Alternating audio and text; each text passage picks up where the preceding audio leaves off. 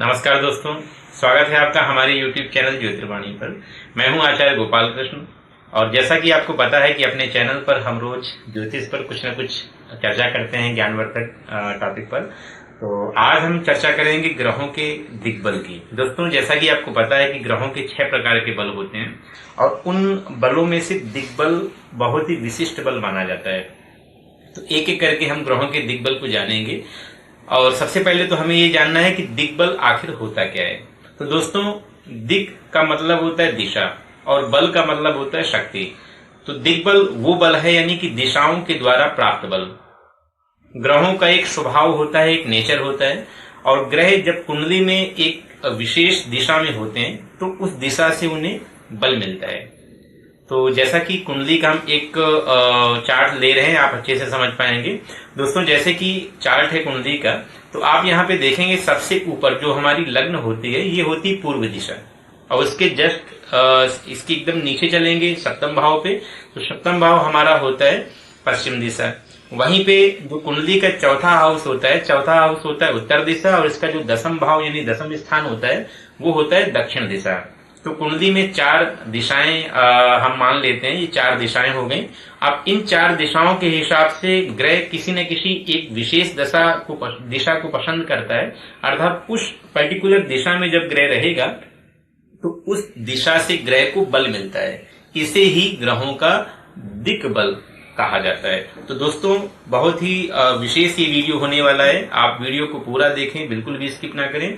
और जो नए लोग हैं वो चैनल को सब्सक्राइब जरूर कर लें, जिससे जब भी हम कोई नया वीडियो अपलोड करें तो आप तक उसकी नोटिफिकेशन तुरंत पहुंच सके। तो सबसे पहले प्रारंभ करेंगे सूर्य से। दोस्तों, जैसा कि आपको पता है कि सूर्य पूर्व दिशा में उदित होता है, पूर्व दिशा का स्वामी माना जाता है। तो ऐसे में सूर्य जब लग्न पर होता है, अर्थात पूर्व दिशा में जब होता है, लग्न पर होता है, क्योंकि लग्न को पूर्व दिशा कहा जाता है, तो यहाँ पर इसे दिग्बल मिलता है। ऐसी स्थिति में लग्न का सूर्य सबसे अच्छा होता है। लग्न का सूर्य रहेगा तो आपको आत्मबली बनाएगा, स्वाभिमानी बनाएगा, आपके अंदर एनर्जी बहुत होगी, इम्यूनिटी पावर बहुत अच्छी देगा ये। तो सूर्य लग्न पर दिग्बली माना जाता है। वहीं अब बात करें चंद्रमा की, तो दोस्तों चंद्रमा चतुर्थ भाव में, चतुर्थ भाव हो गया हमारा उत्तर दिशा, चतुर्थ भाव में चंद्रमा को दिग्बली माना जाता है। चंद्रमा चूंकि मन और माता को दर्शाता है, तो चौथे भाव में यानी दिग्बली जब चंद्रमा रहेगा तो आप ये निश्चित रूप से मान लीजिए आप मानसिक रूप से मजबूत रहेंगे, मातृ सुख आपको अच्छा मिलेगा, वाहन सुख, घर का सुख अच्छा देगा।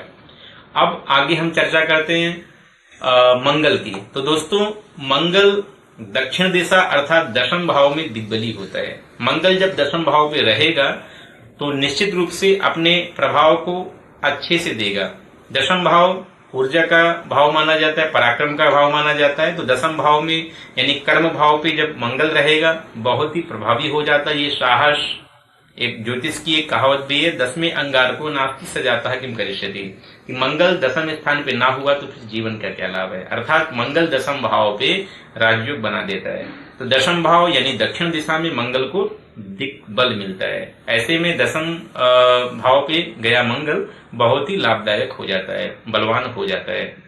वहीं अगर बात करें बुध की, तो दोस्तों बुध चूंकि एजुकेशन, वाणी, व्यवहार, वाक्पटुता, संवाद का कारक माना जाता है, तो बुध लग्न पर दिग्बली होता है। बुध जब लग्न पे रहेगा अर्थात पूर्व दिशा में होगा तो निश्चित रूप से आप ये मान लीजिए दिग्बली रहेगा, इसको पूर्व दिशा से लग्न से बल मिलता है और ये ज्यादा प्रभावशाली होगा और वाणी कौशल को, संवाद कुशलता को बहुत अच्छा करेगा।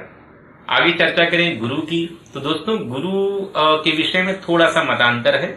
अधिकांश विद्वानों के हिसाब से गुरु लग्न पर दिग्बली होता है, हालांकि कुछ एक विद्वान ये मानते हैं कि गुरु नवम भाव पर भी दिग्बली होता है। तो मुख्य रूप से हम इसको गुरु को लग्न भाव पर ही दिग्बली मानेंगे। हाँ, नवम भाव पर भी इसको अच्छा कहेंगे, गुरु चूंकि धर्म को दर्शाता है और नवम भाव धर्म का होता है। तो दोस्तों लग्न का जो दिग्बली रहेगा पूर्व दिशा से दिग्बल प्राप्त करेगा, दिशा से बल प्राप्त करेगा, और अपने जो इसके फल होते हैं, गुरु का जो फल है धर्म, ज्ञान, व्यक्ति के अंदर विवेक, इन सारी चीजों को देगा। वहीं अगर बात करें शुक्र की, तो शुक्र सप्तम भाव में, सप्तम भाव जैसा कि मैंने बताया था पश्चिम दिशा, तो सप्तम भाव पे शुक्र दिग्बली होता है। सप्तम भाव होता है विवाह का, दाम्पत्य जीवन का। और सप्तम भाव में जब शुक्र रहता है तो व्यक्ति को भौतिकता देता है, व्यक्ति की मैरिड लाइफ को, वैवाहिक जीवन को अच्छा करता है। तो सप्तम भाव पे जो शुक्र होता है ये दिग्बली होता है, ज्यादा अच्छा माना जाता है।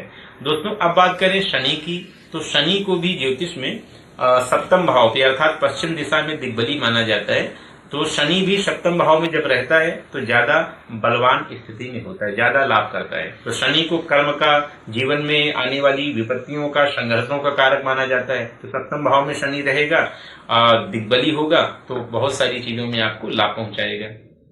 वहीं अगर बात करें राहु की, तो दोस्तों राहु को दशम भाव में यानी दक्षिण दिशा में दिग्बली माना जाता है। दशम भाव का राहु होगा, आपके विदेशी संपर्क बढ़ाएगा, आपके कार्य क्षेत्र को अच्छा करेगा, कार्य क्षेत्र में आपकी धाक जमाएगा, आप वहां पे ज्यादा प्रभावशाली रूप से रहेंगे, है ना। अगर बात करें केतु की, तो केतु चतुर्थ भाव में अर्थात उत्तर दिशा में दिग्बली होता है, चतुर्थ भाव में इसको दिग्बल मिलता है। तो केतु चूंकि अंतर्मुखता को, आध्यात्मिकता को दर्शाता है, ऐसे में केतु चौथे भाव में दिग्बली होता है और बहुत ही अच्छा रिजल्ट देता है, बहुत ही अच्छा प्रभाव मिलता है। तो दोस्तों दिग्बल ग्रह की दिशाओं से मिलने वाली बल को दर्शाता है।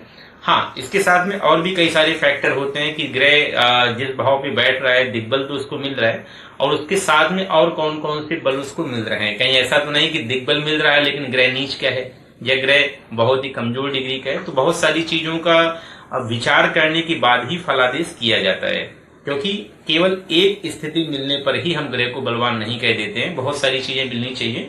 उनमें से दिग्बल भी है, तो आपने दिग्बल के बारे में जाना कि दिग्बल होता क्या है। तो दोस्तों वीडियो आपको कैसा लगा? अगर वीडियो अच्छा लगा हो तो लाइक, शेयर, सब्सक्राइब जरूर करिएगा। और अगर कुछ भी आपको जानना हो, कोई ज्योतिष का कोई नया विषय या कुछ भी आपको लगे कि जिस विषय पे हम वीडियो बनाएं, आप कमेंट बॉक्स में लिख भेजिएगा, बहुत ही विस्तृत रूप से हम आपको वीडियो बनाते हैं। चलिए मिलते हैं किसी और वीडियो में, तब तक के लिए नमस्कार। बहुत बहुत